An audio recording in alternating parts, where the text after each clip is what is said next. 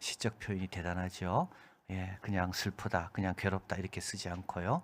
정말 구구절절 참 아름다운 표현이지만 사실은 굉장히 슬프고 가슴 아픈 그런 내용을 잘 표현하고 있습니다.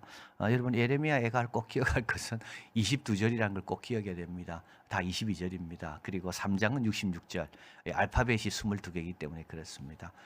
예레미야가 적었지만 이걸 편집할 때 이 내용을 좀 더 우리 마음에 딱 새겨질 수 있도록 그래서 어떤 교훈과 어떤 그런 학습의 효과가 있도록 이걸 알파벳 순서대로 다시 재배열 해서 적은 겁니다. 그래서 우리 한글은 그냥 이렇게 돼 있지만 히브리어로 보면 22절이 알파벳 순서대로 시작하는 말로 이렇게 되어 있고 이제 3장은 66절이잖아요. 그럼 매 절마다 똑같은 알파벳으로 시작하는 세 절씩 이렇게 되어 있습니다.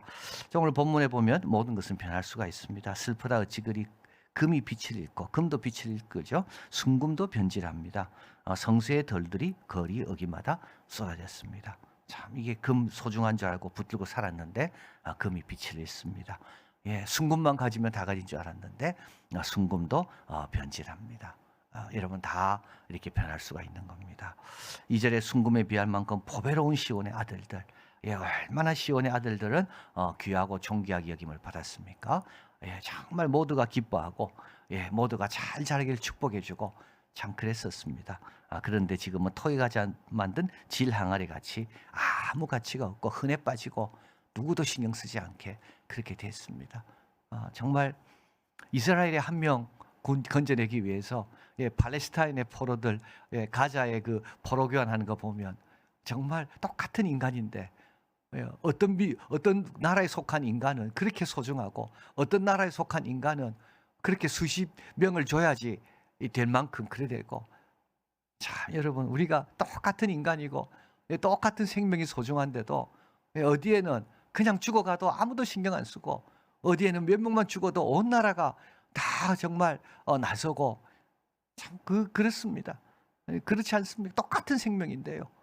전에는 정말 시온의 아들들처럼 그렇게 보배롭고 그렇게 귀하게 여겼는데 지금은요 몇 명이 죽었는지 몇 명이 다쳤는지 아무도 똑같은 생명이 똑같은 사람입니다.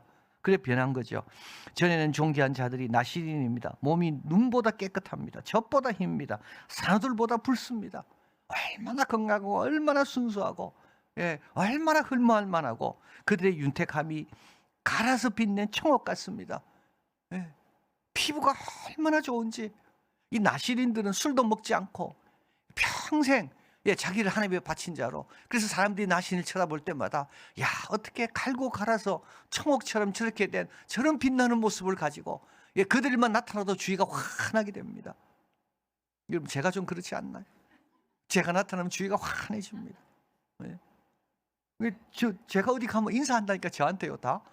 제가 이렇게 딱 서서 딱 웃고 있으면요 저 사람들이 착각합니다. 내가 이 병원 원장인가. 그래서 병원 신방 가서 엘리베이터 타려고 딱 기다리고 있으면 그 의사들이 저한테 와가지고 다 의사 인사하더라고요. 아마 이 병원 원장인 줄 착각했는지. 여러분 이랬습니다. 나시린들이. 나시린들만 났으면 모두가 우러러보고 참 저렇게 어떻게 젊은 나이에 저렇게 훌륭한 삶을 살고 헌신적인 삶을 사는가. 야 그래서 저 얼굴이 저렇게 빛나는구나. 바로 이렇습니다. 그런데요 이제는 어떻게 됩니까? 가죽이 뼈들에 붙어 막대기같이 말랐습니다. 얼굴은 숯처럼 변했습니다. 여러분 건강이 안 좋아지고 나이가 들고 이래 되면 어떻게 됩니까? 얼굴이 다 숯처럼 변합니다. 옛날에 그 빛나던 그 피부 다 어디 갔습니까? 근데 그거는 나이가 들어서 자연적으로 된 게 아니고요. 이거는 고난과 이거는 건강과 질병과 이 모든 시련 때문에 이래 된 겁니다. 어느 거리에서든지 알아볼 사람이 없습니다. 우리 예수님 부활할 때 못 알아봤습니다. 이건 너무 영광스럽게 됐기 때문에. 근데 지금은 못 알아봅니다. 이거는 너무 고생해가지고 사람이 다 못 알아보는 거죠. 그들이 이건 제사장입니다. 선지자 제사장들이 거리에 맹인같이 방황합니다. 이들은 누굽니까? 이들은 지도자입니다. 인도자 아닙니까? 늘 영감이 있고 하나님의 말씀을 늘 가르치는 자들인데 이제는 어떻게 됩니까? 이들은 맹인과 같아서 방황합니다. 그들의 옷은 피에 더러워졌습니다. 그래서요, 이들은 깨끗게 하는 역할을 해야 되는데 이제 이들이 더러워졌습니다. 그래서 15절 사람들이 선지자들과 제사장을 외쳐 이르기를 가라 가라 부정하다 그럽니다. 문둥병 환자 취급을 받는 거죠. 이 문둥병 환자들은 가라 가라 그랬거든요. 왜냐하면 거기에 접촉하면 나도 더러워지니까. 근데 이전에 선지자가 제사장들이었는데 서로 가까이 하고 싶었겠죠. 서로 주위에 몰려들어서 그들의 축복을 받고 싶었고 또 그들의 가르침을 받고 또 그들이 기도하면 깨끗해지니까 그랬는데 지금 어떻게 됩니까? 이들이 범죄의 온상이 되고 전염병의 근원이 됩니다. 그래서 어떻게 된다고요? 다 멀리하고 이들 올 때마다 가라 가라고 외치는 겁니다. 영적으로 타락한 지도자, 부정한 문둥병자 취급을 받고 있는 거죠. 예레미야가 사실 이 취급을 받았죠. 그러나 지금은 그 거짓 선지자들이 이 취급을 받고 있는 겁니다. 여러분, 선지자 영적으로 깨어있고 건강하고 여러분 믿으면 안 됩니다. 믿으면 안 됩니다. 다 진행하게 돼 있어요. 다 진행하게 돼 있어요. 하나님 뜻에 행한 것만 남는 거예요. 하나님 뜻대로 순종한 것만, 하나님 나라에 쌓아둔 것만 남는 거지, 내가 이 땅에 갖고 있던 모든 것들은 다 어떻게 됩니까? 이렇게 변할 수 있는 겁니다. 흔들리지 않는 나라를 갖고 있어야 돼요. 이건 전부 흔들리는 거죠. 흔들리지 않는 나라. 자, 그리고 스스로 자랑하면 안 되며 들깨들도 젖을 주어 자기 새끼를 먹입니다. 그러나 내 딸 내 백성은 잔인하여 마치 광야의 타조 같습니다. 타조는 자기 새끼를 돌보지 않는다 그래요. 새끼가 죽든 뭐든 아무 신경, 새끼에 대한 어떤 감정도 없는 게 타조라 그럽니다.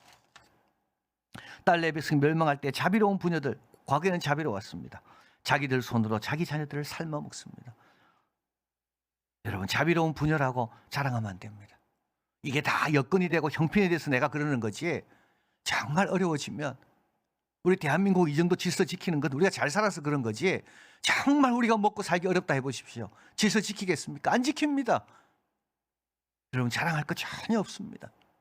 자비로운 부녀들, 그러나 자기 손으로 자기 자녀들을 삶아 먹습니다. 너무 배가 고프니까. 대적과 원수가 예루살렘으로 들어갈 줄 세상 모든 왕과 천하 백성은 믿지 못했습니다.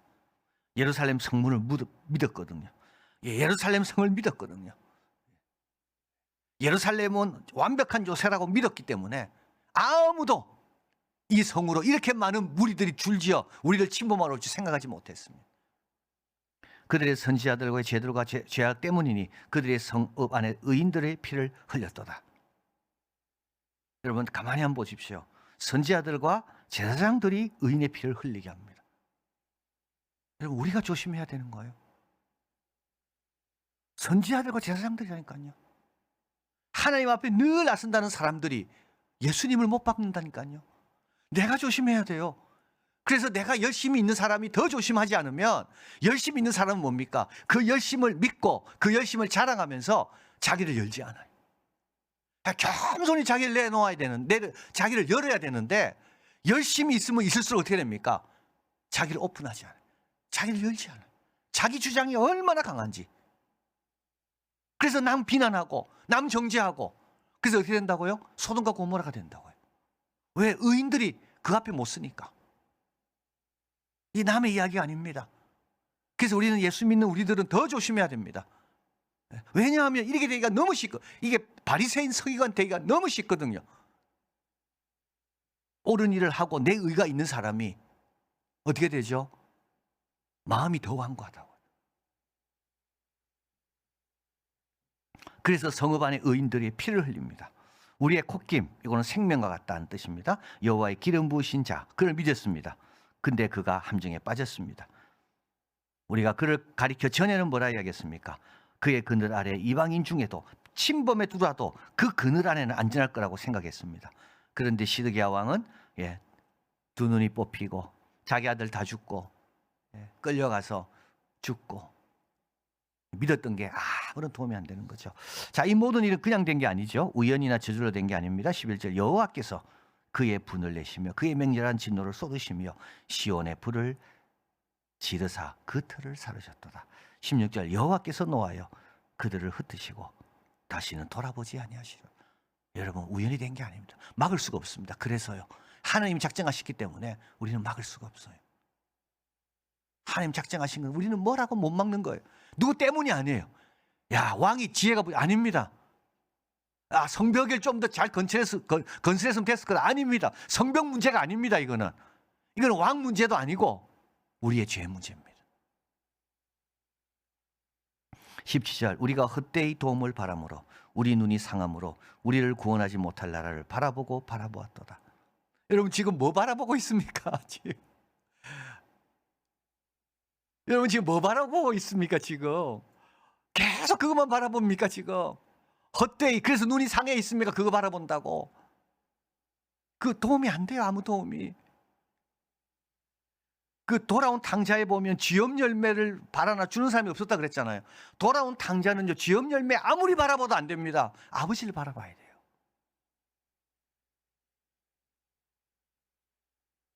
방고가 그랬다 그러잖아요.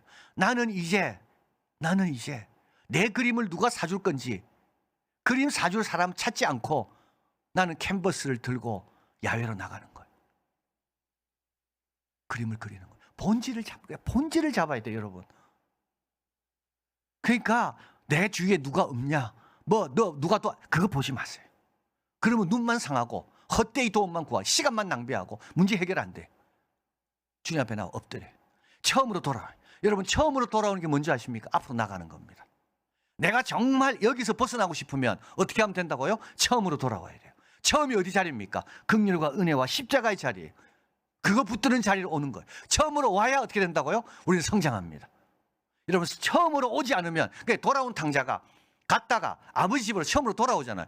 돌아오는 게 뭐라고요? 그게 성장입니다. 우리가 살면서요 헛되이 도움을 바라는 경우가 얼마나 많은지 모릅니다. 계속 연락 오나 안 오나, 계속 뭐가 오르나 안 오르냐, 계속 그것만 보고 있어요. 그러면 어떻게 된다고요? 눈만 상합니다. 우리를 구원하지 못할 나라를 바라보고 또 바라보고 또 바라보고 이제 그만해야 돼. 이제 그만. 나는 십자가의 은혜만 바라봅니다. 그리 아니하실지라도 나는 주님께만 붙어 있겠습니다. 주님 해결 안 돼도 나는 이미 내가 많이 경험했는데 이미 나는 이제 더 이상 안 바라. 이미 나는 마음 정했습니다. 주님 감사합니다. 그거 없이 나는 주님만 바라보겠습니다. 여러분 그렇게 살아야 돼요. 우리가 헛되이 도움을 바람으로 우리 눈이 상함으로 우리를 구원하지 못할 나라를 바라보고 또 바라보고 또 바라보고. 딸 시온아 이제 하나님 음성이 들립니다. 내 죄악의 형벌이 다하였다. 주께서 다시는 너로 사로잡혀 가지 아니하게 하시리로다. 자 여러분 은과 금 믿으면 안 됩니다. 그거 믿고 하나님 멀리하면 안 됩니다. 예, 여러분 은과 금 제가 참 여행하면서 하나 느끼는 게 그겁니다. 참 좋은 집, 좋은 환경 왜 원할까요? 그러니까 어리석은 부자가 똑같아요. 다 지어놓고 다 채워놓고 은행 잔고 많이 만들어놓고 우리가 하는 말이 그 다음 뭐죠? 내 영혼아 편히 쉬자. 하나님과 전혀 상관없어요. 여러분 그게 우리 기도 제목입니까? 그게 내 소원이고 내 목적입니까?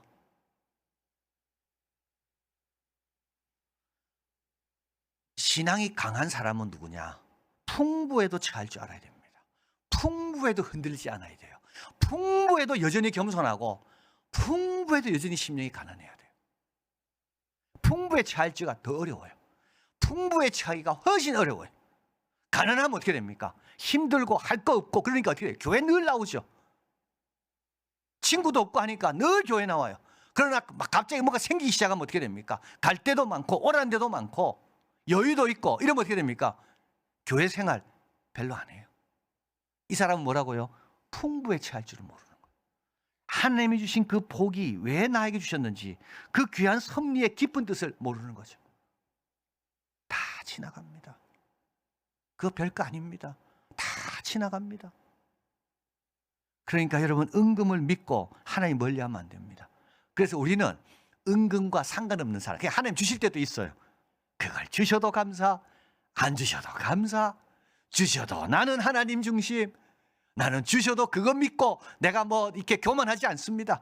나는 그거나 있으나 없으나 나는 늘 어떻게 하라고요? 항상 기뻐하고 범사에 감사하고 쉬지 말고 기도하는 겁니다. 여러분 더 성숙되길 바라요.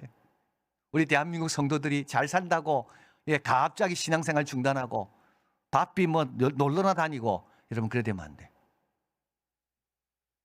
은금 믿고 하나님 멀리하면 안 돼. 은금은 다 변질된다고요. 은금 때문에 내가 망한다고. 또 자신을 너무 믿지 마시길 바랍니다. 베드로 다 버릴지언정 자기는 버리지 않는다고 했습니다. 자기 힘으로 되지 않습니다. 오늘 불렀던 이 찬송 주여 나를 도우사 세월호성, 여러분 세월호성 내 지혜로 되는 게 아닙니다. 세월을 아끼는 거 누가 지혜로 되지 않습니다. 주님 도와줘야 돼요. 주님 도움 받으려면 어떻게 됩니까? 주님 앞에 나와야 되죠. 그럼 주님 앞에 나와야 주님 도움 받는 거지. 주여 도와달라고 말하면서 주님 앞에 나오지도 않아. 그럼 어떻게 된다고요? 세월을 허송한다고요. 이 세월을 잘 아낌없이 잘 쓰는 것도 뭐라고요? 주님 도와주셔야 되는 겁니다. 세월 허송 안고서 기도로 성령으로 늘 겸손히 간구하고 자랑하려고 하지 말아야 됩니다. 의인을 소중히 여겨야 됩니다. 그의 믿음을 본받으려고 해야 됩니다. 여러분 늘 열린 마음으로 사시길 바라요. 늘 주일날 나올 때, 늘 교회 나올 때, 늘 성도를 만날 때 열린 마음 다 열어놓고 내가 배울 게 뭐가 있는가? 저는 훌륭한 점, 내가 고칠 게 뭐가 있는가? 우리 예수님은 십자가에 못 박은 자는 다른 자들이 아닙니다. 죄인들이 아닙니다. 우리 세리들이 아닙니다. 세리들이 장녀들이 아닙니다. 예수님을 십자가에 못 박은 사람은 세리와 장녀가 아닙니다. 예수님이 아무리 죄를 지적해도 세리와 장녀들은요, 장기들은 자기 죄를 알기 때문에 그걸 그대로 받아들이고 회개해서 고침을 받았어요. 그러나 누가 예수님 십자가에 못 박았습니까? 자기가 의인이라고 생각한 사람이 십자가에 못 박았다니까요. 그러니까 교회 생활도 내가 의인이라고 생각하는 사람이 교회 생활이 어려워요. 왜냐하면 은혜를 못 받으니까. 늘 자신을 낮춰야 돼요. 오늘도 주님 안 도와주시면 안 됩니다. 오늘도 내 힘으로 할 수 있는 거 하나도 없습니다. 오늘도 주님 도와주십시오. 이 은혜, 이 귀한 은혜가 받았잖아요, 여러분. 제가 안식을 시작하면서 얼마나 감사한지. 왜 감사할까요? 그날 저녁에 아무 걱정이 없어요. 그 다음날 새벽에 안 가도 되니까. 내가 그동안 얼마나 새벽에 가야 된다는 그 부담으로 내가 살았을까. 저녁이 너무 머리가 맑은 거예요. 저녁이 부담이 없어. 밤늦게 뭐 일이 생겨도 아무 부담이 없어. 왜냐하면 내가 그 다음날 내가 안 가도 되니까. 근데 여러분, 그때 제가 깨달은 게 있습니다. 이렇게 좋은 휴가 기간을 주셨는데 내가 더 깨어 있어야지. 이 귀한 은혜를 내가 지금 성도님들의 기도로 내가 누리고 있는데 이걸 내가 헛되이 하면 안 돼야지. 그래서 하루하루가 하나님께서 얼마나 은총을 주시고 얼마나 형통케 하시고 복되게 알차게 보냈는지. 우리가 늘 잘 될 때 더 겸손해지시고요. 평안할 때 더 주님께 매달려야 되고요. 이 귀한 은혜가 에덴 동산의 이 축복이 뱀의 유혹에 넘어가지 않도록 내가 이걸 더 지켜야 되겠구나. 여러분 그래야지 그 좋은 기회가 더 좋은 기회로 더 좋은 열매로 열매 맺습니다. 자, 그래서 여러분 사도신경 이게 이제 믿음이란 건 뭐냐 하면 사실이 그건 사실입니다. 그러나 어떤 가정입니다. 나는 어떤 가정하에 삽니까? 자, 여러분 어떤 가정하에 삽니까? 참 이게 우리의 삶이. 나는 어떤 가정하에 지금 우리 자녀를 교육시키고 있고 어떤 가정하에 나는 이걸 받아들이고 어떤 가정하에 나는 이 결정을 합니까? 어떤 가정입니까? 하나님은 안 계시고 내 혼자 해야 되는 그 가정입니까? 그럼 전능하사 나는 전능하신 아버지 천지의 창조주 내가 그의 자녀의 가정하에 오늘 이 일을 받아들이고 합니까? 가만히 한번 생각해 보십시오. 뭘 여러분 결정하고 판단할 때 어떤 가정하에 합니까? 그게 믿음입니다. 믿음이 있는 사람은 사도신경의 가정하에 몸이 다시 사는 것, 영원히 사는 것, 산자와 죽은 자를 심판으로 오신다는 그 가정하에. 주기도문은 어떤 기도입니까? 이름이 거룩히, 자기는 없어요. 잘 짓고 내가 떵떵거리며 그런 거 없어요. 거기에 시험에 들게 마옵시고. 십계명은 또 어떤 말씀입니까? 나 위에 다른 신을 두지 마라. 내 이름을 망령되게 일컫지 마라. 안식일을 기억하여 거룩하게 지켜라. 여러분, 이게 뭐라고요? 돌아오는 겁니다. 다시 돌아와야 돼요. 이걸 붙잡아야 돼요. 헛된 거 보면서 눈이 상하지 말고 이걸 붙잡을 때 우리는 어떻게 됩니까? 평안할 때나 힘들 때나 어려울 때나 형통할 때나 늘 주님 안에 있다. 주님의 그 그늘 안에, 주님의 축복 안에 변질되지 않는 그 귀한 그 은혜를 우리가 누리면서 산다. 이런 우리가 되기를 바랍니다.